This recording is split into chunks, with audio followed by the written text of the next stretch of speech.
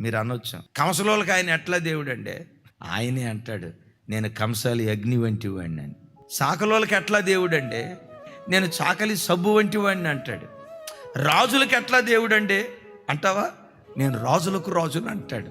అయ్యో, బ్రాహ్మణులకి ఎట్లా దేవుడు అండి? యేసుక్రీస్తు ప్రధాన పూజారి, ప్రధాన యాజకుడు. మా కాపులకు దేవుడు కాదండి అని అంటావా?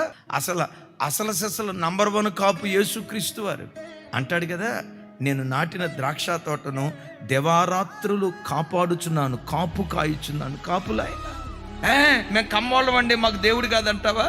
ఆయన మాటే కమ్మదనం. మేము మాదిగోళ్ళం అండి, యేసు ప్రభు మా దేవుడు కాదంటావా? దండోర వేసిందే బైబిల్.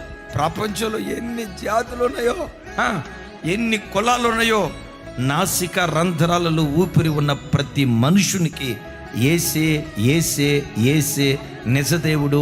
ఆయన తప్ప వేరొక దేవుడు లేడు.